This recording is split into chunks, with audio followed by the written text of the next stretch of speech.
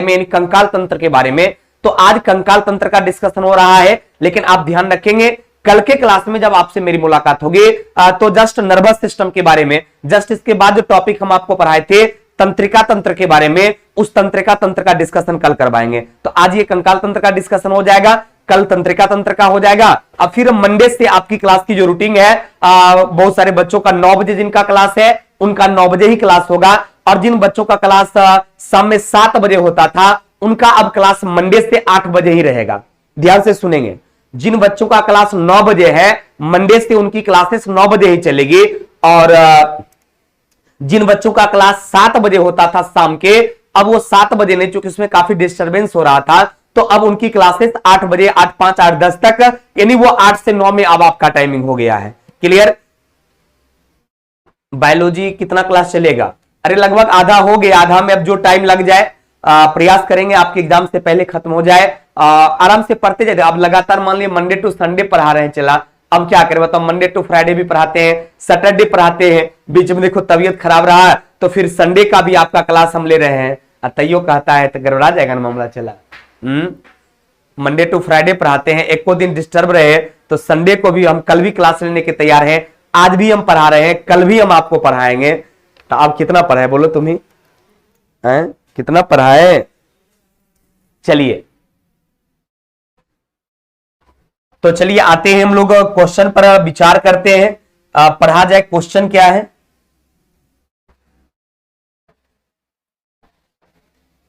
चूंकि हम कंकाल तंत्र पूरी की पूरी आपको पढ़ा चुके हैं, हर एक चीज यदि आप कंसस होकर क्लास किए होंगे और रिवीजन थोड़ा सा भी किए होंगे तो हर चीज आपको याद होना चाहिए। बिल्कुल हमको आशा है कि आपको याद ही होगा। इसी टाइम रखिए, बिल्कुल इसी टाइम में रहेगा। चलिए, सेट का डिस्कशन है तो वो भी अपलोड बाद में होगा, देख सकते हैं। मेरा भी क्लास अपलोड रहेगा, बाद में देख सकते हैं। इसके लिए एकदम टेंशन लेने वाली कोई बात नहीं है। कल भी आपकी क्लासेस होगी 8 बजे ही, आज भी आपकी क्लासेस है 8 बजे, एकदम चिंता नहीं करना है। देखो मेरे भाई, अगला क्वेश्चन है कि मानव शरीर में 2 हड्डियों को आपस में कैसे जोड़ती है? आपको याद होगा हम इसमें 2 चीज आपको बताए थे। एक बोले थे, एक हड्डी को हड्डी से जोड़ने का काम करता है, आपको याद है? एक बोले थे हड्डी को हड्डी से जोड़ने का काम करता है। तो जो हड्डी को हड्डी से जोड़ने का काम करता है उसको क्या कहा जाता है? तो उसको कहा जाता है लिगामेंट। जो हड्डी को हड्डी से जोड़ने का काम करता है उसे क्या कहा जाता है? लिगामेंट कहा जाता है। और एक बताए थे कि जो हड्डी को मांसपेशी से जोड़ने का काम करता है, यानी एक हड्डी को मांसपेशी से जोड़ता है, तो जो हड्डी को मांसपेशी से जोड़ता है इसको कहा जाता है टेंडन। ध्यान देना बाबू, ये क्वेश्चन जो है आपके एग्जाम में कई बार, एक का बी आंसर होगा लिगामेंट। चलिए आप लोगों को बहुत बहुत धन्यवाद, क्योंकि ये चीज हम आपको पहले ही समझा चुके हैं कि जो हड्डी को हड्डी से जोड़ने का काम करता है उसको लिगामेंट कहा जाता है। हम लिगामेंट और टेंडन दोनों के बारे में समझा चुके हैं। एक लिगामेंट जो हड्डी को हड्डी से जोड़ने का काम करता है, और दूसरा आपका टेंडन कहलाता है। और ये किसको जोड़ने का काम करता है?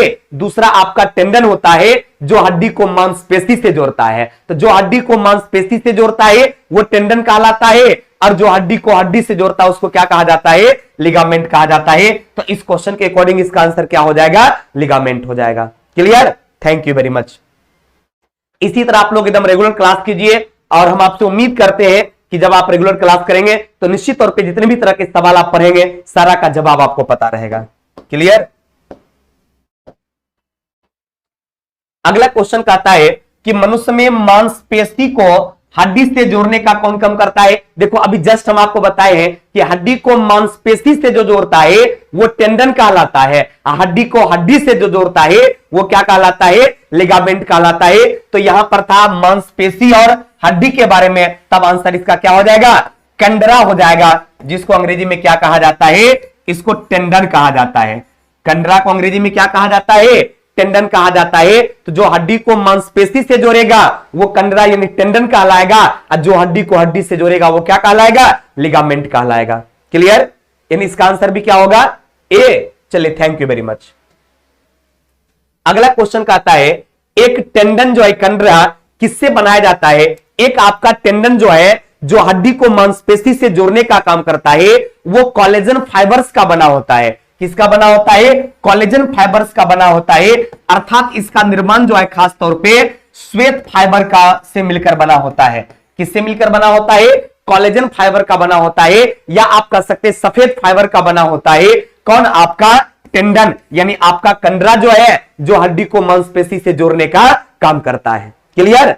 चलिए अगला सवाल कहता है, हमारे पेशियों में किस अम्ल के कारण पीड़ा होती है? आपको याद होगा, हम आपको बताए थे कि जब कोई व्यक्ति बहुत ज्यादा दौड़ता है या वो खेलता है तो उसकी मांसपेशी में क्या होता है? ऑक्सीजन की कमी हो जाती है। जब मांसपेशी में ऑक्सीजन की कमी हो जाती है तो जो ग्लूकोज है वो टूट जाता है और लैक्टिक एसिड में कन्वर्ट हो जाता है। अतः आपकी मांसपेशी में जो लैक्टिक एसिड बन जाता है, उसी लैक्टिक एसिड के कारण जब आप दौड़ते हैं या आप काम करते हैं या आप खेलते हैं तो आपकी मांसपेशी में क्या होने लगती है बाबू? आपकी मांसपेशी में दर्द होने लगती है। तो क्वेश्चन पूछा कि मांसपेशी में जो पीड़ा होता है, मांसपेशी में जो दर्द होता है, उस दर्द का कारण क्या है? तब आप आंसर क्या बोलोगे? उस पीड़ा का, उस दर्द का कारण जो है वो लैक्टिक एसिड है, यानी लैक्टिक अम्ल है। ये नंबर आंसर होगा। चलिए थैंक यू वेरी मच, क्योंकि ये सब स्पष्ट समझा चुके हैं, याद करवा चुके हैं, कई बार बता चुके हैं, और उस समय भी ये बात हम बता देते हैं कि देख बाबू, यहां से खूब एग्जाम में क्वेश्चन पूछता है कि धावक के दौड़ने के बाद मांसपेशी में दर्द क्यों होने लगती है? क्योंकि मांसपेशी में ऑक्सीजन के अभाव में जब ग्लूकोज टूट जाता है तो वो लैक्टिक एसिड में कन्वर्ट हो जाता है। उसी लैक्टिक एसिड के कारण आपकी मांसपेशियों में दर्द होने लगती है। क्लियर? तो आंसर क्या हो गया? ए नंबर। अगला सवाल कहता है कि मानव शरीर में सबसे छोटी हड्डी कौन है? हम आपको कान की हड्डी में स्टिप्स नाम बताए थे कि कान की हड्डी में एक स्टिप्स हड्डी है जो मानव शरीर की सबसे छोटी हड्डी मानी जाती है। तो स्टिप्स किसमें आंसर है? आंसर नंबर सी में है। और ये कहां की हड्डी है? तो कभी कभी डायरेक्ट देखिए क्वेश्चन पूछता है कि स्टिप्स जो है ये किसकी हड्डी को बोला जाता है? तो स्टिप्स कहां की हड्डी होती है मेरे भाई? तो ये स्टिप्स जो होता है ये कहां का हड्डी होता है? कान का हड्डी होता है। और जांघ की हड्डी को जानते क्या कहा जाता है? फीमर कहा जाता है। और टिबिया कहां का हड्डी है? तो टिबिया जो है ये टांग का हड्डी है। कई बार आप देखेंगे क्वेश्चन एग्जाम में पूछा जाता है कि टिबिया किस अंग का हड्डी है? तो टांग का है। फीमर कहां का है? जांघ का है। उसी तरह से कान का हड्डी कौन है? स्टिप्स जो है, जो कि सबसे छोटी हड्डी के रूप में जाना जाता है। पक्का? चलिए थैंक यू वेरी मच। अगला सवाल कहता है कि मानव शरीर में सबसे लंबी हड्डी कहां की हड्डी होती है? ध्यान रखना, सबसे लंबी हड्डी जांघ की हड्डी, जिसका नाम क्या बोले? फीमर। सबसे लंबी हड्डी जांघ में पाया जाता है। और उस हड्डी को किस नाम से जाना जाता है बाबू रे? तो उस हड्डी को फीमर के नाम जाना जाता है। अतः मनुष्य के शरीर की जो सबसे लंबी हड्डी है उस हड्डी को फीमर कहा जाता है। और वो किस अंग का हड्डी है मेरे बाबू? तो वो जांघ की हड्डी होती है। क्लियर? अगला कहता है कि अस्थि कोशिकाएं एक दृढ़ अवयव में अंतःस्थापित होती है जो डैश का बना होता है, यानी आपकी अस्थि कोशिकाएं जो दृढ़ अवयव का बना होता है वो कैल्शियम और फास्फोरस का बना होता है। किसका बना होता है मेरे बाबू रे? वो कैल्शियम और फास्फोरस का बना होता है। इसमें भी कभी कभी आप देखिएगा डायरेक्ट क्वेश्चन आपसे यह पूछा जाता है कि सर्वाधिक मात्रा में क्या रहता है? ऑप्शन में कैल्शियम और फास्फोरस अलग अलग हो, तब आंसर क्या हो जाएगा? कैल्शियम।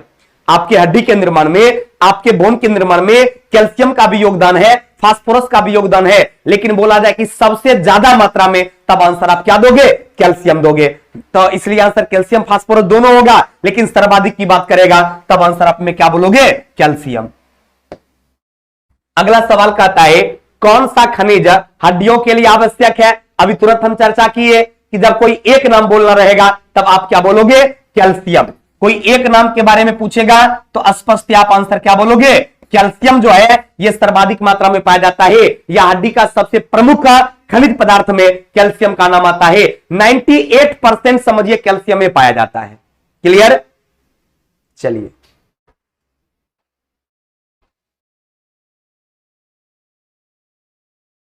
अगला क्वेश्चन कहता है कि डैश मांसपेशियों को कंकाल मांसपेशी भी कहा जाता है। कंकाल मांसपेशी किस मांसपेशी को कहा जाता है? ऐच्छिक मांसपेशी को हम लोग कंकाल मांसपेशी कहते हैं। यानी वो मांसपेशी जो आपके इच्छानुसार काम करती है, आपके इच्छानुसार बदलती है, उस मांसपेशी को क्या कहा जाता है? ऐच्छिक मांसपेशी कहा जाता है। अर्थात कंकाल मांसपेशी भी किसका नाम रखा गया? तो ऐच्छिक मांसपेशी को ही कंकाल मांसपेशी के नाम से जाना जाता है। क्लियर? क्लोरीन ने कैल्शियम, कैल्शियम Ca सिंबल होता है, Cl ने Cl तो क्लोरीन का हो गया, लेकिन हड्डी में क्लोरीन ज्यादा नहीं, सबसे ज्यादा कैल्शियम होता है, Ca। क्लियर। अगला सवाल कहता है कि मानव शरीर की सबसे छोटी हड्डी, अभी तुरंत बताइए, रिपीटेड क्वेश्चन है बाबू, आंसर क्या होगा? मानव शरीर की सबसे छोटी हड्डी स्टिप्स। जैसे होता क्या है कि रेलवे में भी सवाल पूछा, एसएससी में भी पूछ दिया, बिहार पुलिस में भी पूछ दिया, दुर्गा में, क्योंकि जीके जीएस का क्वेश्चन जो है थोड़ी है कि जो रेलवे में पूछेगा एसएससी में ने, एसएससी में पूछेगा दरोगा ने, तो अलग अलग वेरिएशन एग्जाम में ये सारे सवाल पूछे गए। अतः उस तरह का जो सवाल अलग अलग एग्जाम में पूछा गया उसका एक कॉम्बिनेशन हम इसमें आपको दे दिए हैं, ताकि आपको ये लगे कि घुमा फिरा के क्वेश्चन जो एग्जाम में पूछा जाता है वो इसी तरह का रहता है। चलिए, कैल्शियम Ca, हाँ थैंक यू। और सबसे छोटी हड्डी तो बतेबे की है, लंबी हड्डी के बारे में बोलेगा जांघ की हड्डी हो जाएगा फीमर, और सबसे छोटी की बात करेगा तो क्या हो जाएगा? स्टिप्स हो जाएगा। अगला सवाल कहता है मांसपेशियों की थकान डैश के संचयन की वजह से होता है। अभी तुरंत बताए थे कि मांसपेशी में थकान किसके वजह से होता है? तो लैक्टिक एसिड की वजह से होता है। Thank you. अगला, एक औसत वयस्क मनुष्य के कंकाल में हड्डियों की कुल संख्या कितना रहता है? आप याद कीजिए, हम बताए थे इसमें तीन चीज। एक बात बोले थे, जब मनुष्य की बात पूछेगा तो मनुष्य में टोटल कितना हड्डी हो जाएगा? तो मनुष्य में कुल 206 हड्डी हो जाएगा। यदि बच्चा का बात करेगा कि बच्चा में कितना हड्डी हो जाएगा? 208 हो जाएगा। और नवजात शिशु की बात करेगा कि नवजात शिशु में कितना हड्डी होगा? तब 295 से कितना हो जाता है?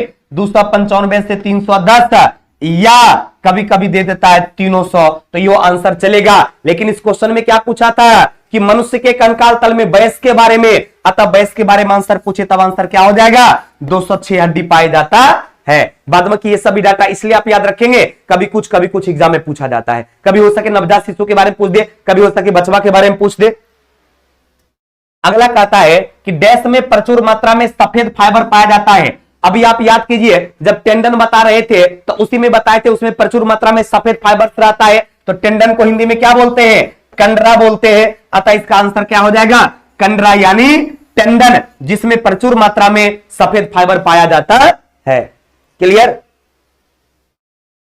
अगला है डैश हड्डियों को जोड़ता है। हड्डियों को जोड़ने का कौन काम करता है? लिगामेंट करता है। और लिगामेंट को हिंदी में क्या हो लिखा हुआ है? ये जो लिगामेंट होता है इसी को हिंदी में स्नायुबंध कहा जाता है। अतः आंसर क्या हो जाएगा? ऑप्शन नंबर डी, यानी लिगामेंट यानी स्नायुबंध। अगला कहता है डैश एक मानव हड्डी को जोड़ता है। अब ये बताए थे मानव हड्डी को कौन जोड़ता है? Ball and socket, gliding, macro और सैडल। ई भी जोड़ता है, ई भी जोड़ता है, ई भी जोड़ता है। लेकिन सवाल पूछा कौन नहीं जोड़ता है, तो आंसर क्या हो जाएगा? आपका मैक्रो जो है ये जोड़ने का काम नहीं करता है।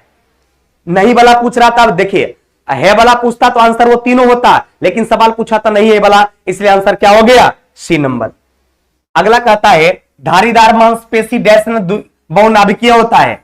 आपकी धारीदार मांसपेशियां जो होती है वह उसमें कितना न्यूक्लियस होता है? तो जितना भी धारीदार मांसपेशियां आपकी बॉडी में होता है वह बहुनाभिकीय होता है। क्लियर। अगला कहता है मायोसिन और एक्टिन क्या है? मायोसिन और एक्टिन क्या है? यह मांसपेशी का प्रोटीन को हम लोग किस नाम से, आपके मांसपेशी की जो प्रोटीन है उसको मायोसिन और एक्टिन के नाम से जानते हैं। तो आंसर क्या हो जाएगा? जल्दी बोलो। मांसपेशीय प्रोटीन जो है उसी को क्या कहा जाता है? जो मांस 15 का सी, 16 का सी, वाह, और 17 का A. Thank you very much. Clear हो गया। मायोसिन और एक्टिन के बारे में पूछा जाएगा तो मायोसिन और एक्टिन क्या है मेरे भाई? तो मायोसिन और एक्टिन जो क्या है, यह मांसपेशीय प्रोटीन को कहा जाता है। अगला कहता है सार्कोलेमा वह झिल्ली है जो डैश को कवर करती है, यानी आपकी मांसपेशी के जस्ट ऊपर में एक पतला सा परत रहता है। किसके ऊपर में? आपकी मांसपेशियां जो है, आपके मांसपेशियों के ऊपर एक परत लगा रहता है। मांसपेशी के ऊपर में एक झिल्ली लगी आती रहती है, उस झिल्ली को ही क्या कहा जाता है? सार्कोलेमा के नाम से जाना जाता है। अतः क्वेश्चन पूछा था कि सार्कोलेमा वह झिल्ली है जो डैश को कवर करती है, तो आप आंसर क्या बोलेंगे? मांसपेशीय तंतु जो होता है उसको कवर करने वाले को क्या कहा जाता है? सार्कोलेमा कहा जाता है। तो आंसर क्या हो गया? ऑप्शन नंबर सी, मांसपेशीय तंतु जो है उसी को कहा जाता है। क्लियर। ये न्यू चैप्टर नहीं है बाबू, ये आपका कंकाल तंत्र जो पढ़ाए थे उसका क्वेश्चन डिस्कशन है। कल भी आपका 8 बजे क्लास है और कल जो आपका 8 बजे क्लास होगा उसमें इसके आगे वाला जो हम आपको नर्वस सिस्टम पढ़ाए हैं उस नर्वस सिस्टम का क्वेश्चन डिस्कशन होगा। क्लियर? अगला है कि निम्नलिखित में से कौन सा मानव शरीर में पाए जाने वाली हड्डी नहीं है। अब गौर कीजिएगा, कहता है कि मानव शरीर में पाए जाने वाली हड्डी नहीं है। ऑप्शन में स्ट्रिप्स है, अभी आपको बताए थे कान की छोटी हड्डी को कहा जाता है, हाइमर जो है, एनबिल जो है, ये तीनों का तीनों काने का हड्डी है मेरे भाई। ये मध्य कान में तीनों पाया जाता है, ये तीनों का तीनों जो है मध्य कान में पाया जाने वाला हड्डी है। तो कौन नहीं है, सवाल पूछा था कौन नहीं है, तो आंसर क्या हो जाएगा, एक्स जो है ये मानव के शरीर में पाए जाने वाला हड्डी का नाम नहीं है। बाद बाकी ऊपर का तीनों जो है वो आपके सामने है, स्टिप्स हो या हाइमर हो या एनबिल हो, ये तीनों मध्य कान में पाए जाने वाले हड्डी को कहा जाता है। क्लियर? चलिए अगला सवाल कहता है निकैप को क्या कहा जाता है। आपका निकैप जो है, पता है निकैप कहा रहता है, जिसको आप कहते हैं निकैप यानी पटेला, यानी पटेला जो है, निकैप जो है इसको आप कह सकते हैं घुटने की हड्डी। पटेला बोले तो घुटने की हड्डी जो है, इस घुटने की हड्डी को ही क्या कहा जाता है, पटेला कहा जाता है, यानी निकैप कहा जाता है। निकैप को क्या कहा जाता है, उसको पटेला बोलिए या घुटने की हड्डी बोले। ये सब याद कर लिए हैं, चलिए बहुत अच्छी बात है,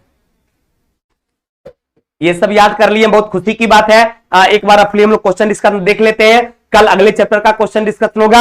आप आराम से लाइव से हट जाइए मेरे दोस्त जितेंद्र, आप मंडे से क्लास कीजिएगा, आपकी मंडे को क्लास होगी, तो नया टॉपिक जो स्टार्ट करना है वो मंडे से चलेगा। आज 8 से 9 की जो आपकी टाइमिंग है, इसमें आपका इसका क्वेश्चन डिस्कशन होगा कंकाल तंत्र का। कल जो 8 बजे क्लास होगा उसमें तंत्रिका तंत्र का क्वेश्चन डिस्कशन होगा, फिर मंडे से आपका क्लास होगा। क्लियर? चलिए नोटिफिकेशन इसलिए हम आधा घंटा पहले भिजवा दिए थे ताकि सारे बच्चों को पता चल जाए कि आज क्लास 8 बजे से है। क्लियर?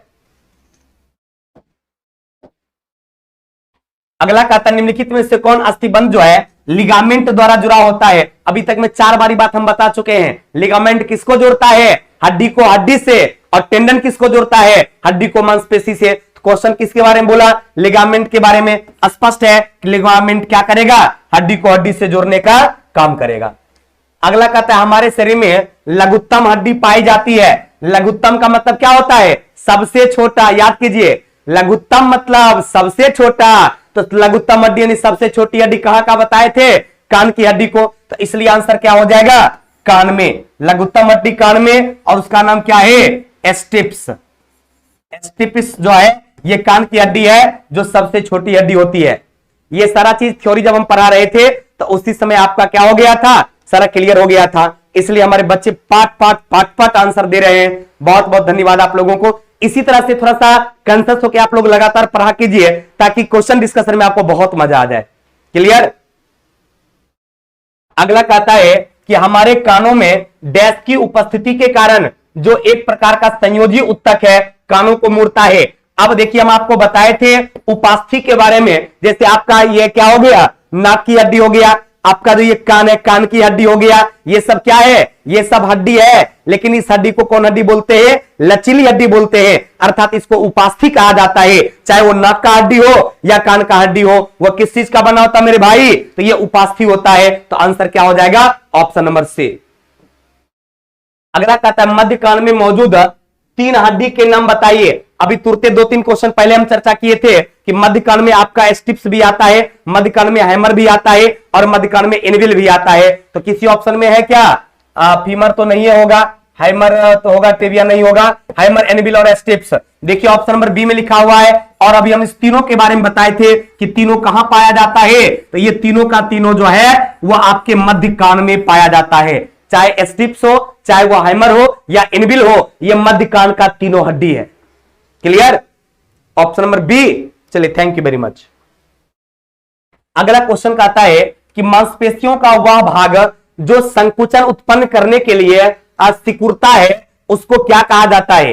कहता है जो संकुचन उत्पन्न करने के लिए सिकुड़ने का काम करता है, यानी कहता है जो मैंने इस तरह से सिकुड़ जाता है संकुचन उत्पन्न करने के लिए, तो जो संकुचन उत्पन्न करने से सिकुड़ता है उसको एक्टिन कहा जाता है। क्या कहा जाता है मेरे भाई? उसको एक्टिन के नाम से जाना जाता है। कहता मांसपेशी में कौन ऐसा भाग होता है जो संकुचन उत्पन्न करने के लिए सिकुड़ता है, उसको एक्टिन कहते हैं। जैसे मांसपेशी को दबाते दब जाता है ना, ऐसे कि सिकुड़ जाता है, तो उसको कौन उत्पन्न करता है? तो आपकी मांसपेशी में एक्टिन पाया जाता है जो उत्पन्न करता है सिकुड़ने को।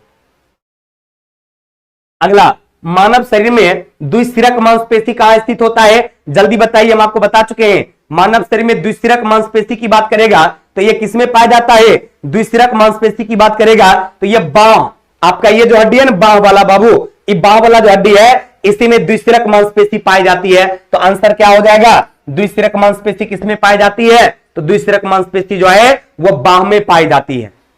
क्लियर? अगला है, मनुष्य की खोपड़ी में कुल कितना हड्डी होता है? हम इसमें दो चीज हम आपको बताए थे, आप याद कीजिए। बताए थे जब खोपड़ी के बारे में पूछा जाए तो खोपड़ी में हड्डी की संख्या हो जाएगा 22। खोपड़ी में हड्डी की संख्या कितना होगा? 22। तो ऑप्शन के अकॉर्डिंग इसका आंसर क्या हो गया? 22। कभी कभी खोपड़ी नहीं पूछता है, कभी कभी डायरेक्ट पूछ देगा सिर में हड्डी कितना होता है, तब आंसर हो जाएगा 29। सिर में आंसर पूछेगा कि सिर में टोटल हड्डी कितना होता है, तब आंसर आप क्या बोलेंगे? 29। और खोपड़ी की बात करेगा तब आंसर क्या बोलेंगे? 22। उसमें 8 गो आपके कपाल का हड्डी हो जाता है और 14 गो हो जाता है आपका चेहरा का हड्डी। तो 14 8 कितना हो गया? 8 4 12 यानी 22। तो टोटल खोपड़ी में कितना हो जाएगा? आपका 22 हो जाएगा। क्लियर हो गया? चलिए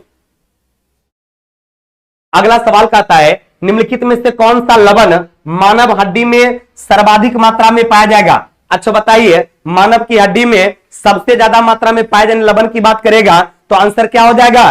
कैल्शियम फॉस्फेट नहीं होगा? सबसे ज्यादा मात्रा में क्या हो जाएगा? कैल्शियम फॉस्फेट है किसी ऑप्शन में? जल्दी देखिए तो कैल्शियम फॉस्फेट किसमें है? ऑप्शन नंबर सी में। चलिए तो आंसर क्या हो जाएगा? सी हो जाएगा। एक कतः शल्य क्रिया में ऑर्थोप्लास्टी क्या है? ऑर्थोप्लास्टी क्या होता है? ये हिप ज्वाइंट रिप्लेसमेंट होता है। ये ऑर्थोप्लास्टी जो होता है हिप ज्वाइंट रिप्लेसमेंट जिसको कहते हैं, कुल्हे के जोड़ का प्रतिस्थापन जो है इसी को ऑर्थोप्लास्टी कहा जाता है। यानी शल्य क्रिया में ऑर्थोप्लास्टी जो होता है वो आपका हिप ज्वाइंट जो होता है रिप्लेसमेंट करता है, कुल्हे की जोड़ का जो प्रतिस्थापन होता है उसी को कहा जाता है ऑर्थोप्लास्टी। तो आंसर क्या हो जाएगा? सी सी सी सी सी। वाह, थैंक यू। चलिए 2 दिन का बुखार जो है समझो दम पछाड़ दिया, मैंने आवाज जोर से बोलना चाहते लेकिन नहीं बोल पा रहे हैं। एकदम पूरा अंदर से जो है 2 दिन का बुखार से पूरा वीकनेस कर दिया बॉडी में, एकदम परेशानी टाइप का महसूस हो रहा है।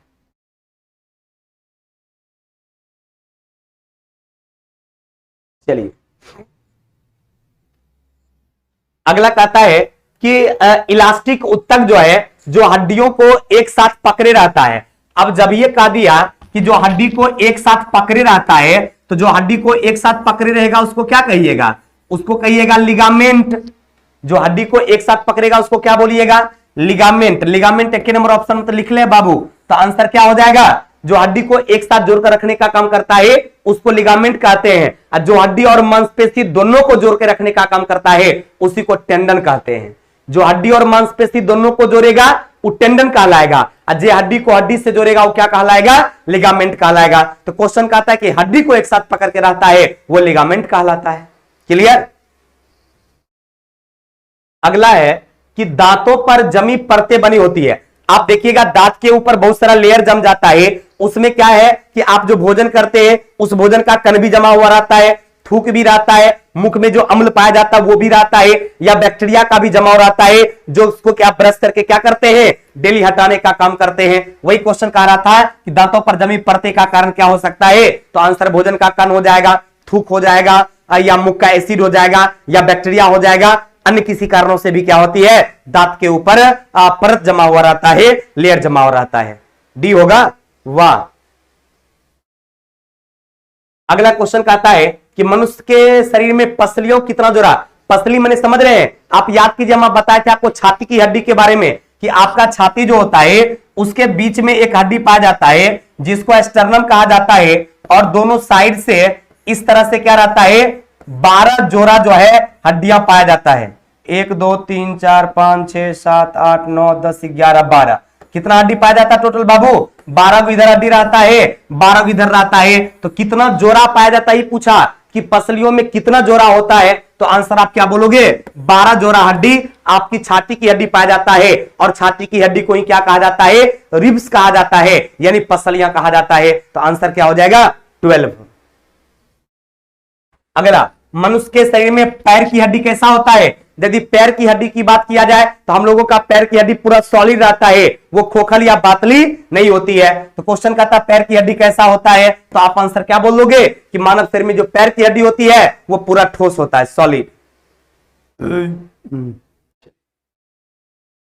अगला कहता है नाखून काटते समय दर्द नहीं होता है। आप लोग भी देखते होंगे, आप लोग अपना नाखून काट लेते हैं या बाल काट लेते हैं, तो क्या नाखून और बाल जब कटता है तो किसी को दर्द करता है? नहीं करता है। क्यों नहीं करता है? क्योंकि नाखून हो या बाल हो, यह मृत कोशिकाओं का बना होता है, इसीलिए कटने के बाद वो दर्द नहीं करता है। तो इसलिए आंसर क्या हो जाएगा? नाखून मृत कोशिकाओं के द्रव द्वारा बने होते हैं जिसमें रक्त संचरण नहीं होता है, अर्थात नाखून काटने के समय दर्द का एहसास नहीं होता है। क्लियर? चलिए अगला, निम्नलिखित में से कौन सा पौष्टिक तत्व अस्थि एवं दांतों के निर्माण के लिए और मजबूती प्रदान के लिए नहीं है? कैल्शियम तो है ही है, फास्फोरस तो है ही है, क्लोरीन तो है ही है। ऊपर का तीनों आंसर एकदम सही है, लेकिन सवाल क्या पूछ रहा था? कौन नहीं है? तब आंसर क्या हो जाएगा? क्लोरीन। ऑप्शन के हिसाब से आंसर क्या हो गया मेरे भाई? तो ऑप्शन के हिसाब से आपका आंसर आयोडीन हो गया, क्योंकि इन्हें पूछ रहा था कि दांत और हड्डी के लिए कौन जिम्मेदार है, ये बोल रहा था कौन जरूरी नहीं है। तो आंसर क्या हो जाएगा? दांत और हड्डी के लिए क्लोरीन की कोई आवश्यकता नहीं है, लेकिन कैल्शियम तो चाहिए, फास्फोरस चाहिए, फ्लोरीन चाहिए, लेकिन क्लोरीन की कोई आवश्यकता नहीं है। अतः क्वेश्चन बोल रहा था नहीं वाला, इसलिए इसका आंसर क्या हो गया मेरे दोस्त? इसका आंसर हो गया आयोडीन, जिसकी कोई उपयोगिता नहीं है, क्लोरीन की कोई उपयोगिता नहीं है। तो आंसर आयोडीन। अगला, मनुष्य के शरीर में पसली, सेम क्वेश्चन है, आपको पता होगा 12। अब कहता है शरीर की सर्वाधिक प्रबल अस्थि कौन है? सबसे प्रबल मतलब क्या? मजबूत। जब सबसे मजबूत की बात करेगा तो आंसर क्या होगा? जबड़े की हड्डी। जबड़े की हड्डी सबसे मजबूत हड्डी भी है, और जबड़े की मांसपेशी भी सबसे मजबूत मांसपेशी है। तो आंसर क्या हो जाएगा? जबड़े की हड्डी जो होता है, जबड़े की हड्डी भी और मांसपेशी भी, जबड़े की मांसपेशी भी सबसे मजबूत, और हड्डी भी बोलेगा तो क्या हो जाएगा? सबसे मजबूत।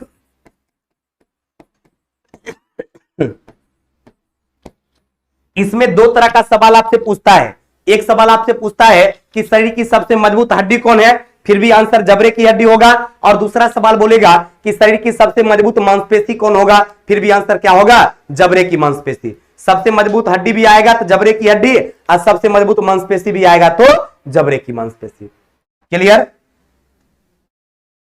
अगला कहता है कि मानव शरीर के किस भाग में सबसे छोटी हड्डी? अब ये कई बार बता चुके हैं, जब सबसे छोटी हड्डी की बात करेगा तो कान की हड्डी होगा, और कान की उस हड्डी को क्या कहा जाता है?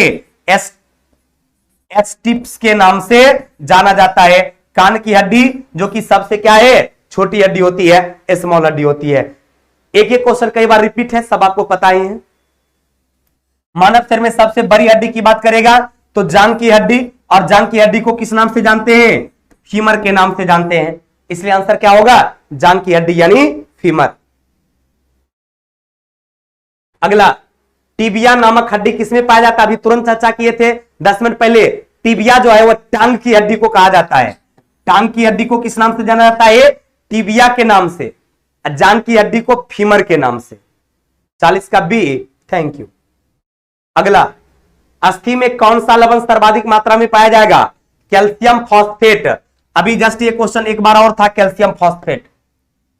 अस्थि एवं दंत निर्माण में कौन सी आवश्यकता होती है? कैल्शियम और फास्फोरस का सबसे ज्यादा जरूरी होता है। हड्डी और दांत के निर्माण में सबसे अधिक यूज की बात करेगा क्या होगा? कैल्शियम और फास्फोरस हो जाएगा। मानव शरीर की सबसे लंबी हड्डी बोलेगा तो फीमर यानी जांघ की हड्डी। सबसे लंबी बोला तो जांघ की हड्डी यानी फीमर।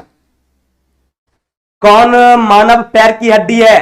पैर की हड्डी में टिबिया तो आता है, फिबुला भी आता है, फीमर भी आता है, ह्यूमरस नहीं आता है। आंसर क्या हो जाएगा? ऑप्शन नंबर बी, यानी ह्यूमरस जो है उसमें नहीं आता है। ह्यूमरस किसकी हड्डी है? पिंडली की हड्डी जो है, किसकी? पिंडली की जो हड्डी है इसी को ह्यूमरस कहा जाता है। तो जांघ की हड्डी क्या बोला? पैर की हड्डी में नहीं आता है, इसलिए आंसर क्या हो गया? ह्यूमरस। बाद में की ये तीनों तो पैर की हड्डी है, इसके बारे में आपको पता है। ये कहां की हड्डी है मेरे भाई? तो ये सब आपका पैर की हड्डी है। क्लियर? और लास्ट का आता है ह्यूमरस अस्थि कहां का है? तो पिंडली का है, जो कि आंसर में क्या हो जाएगा? बी। चलिए मेरे भाई, आज ये टॉपिक जो भी आप पढ़ रहे थे, ये टॉपिक का क्वेश्चन डिस्कशन समाप्त होता है।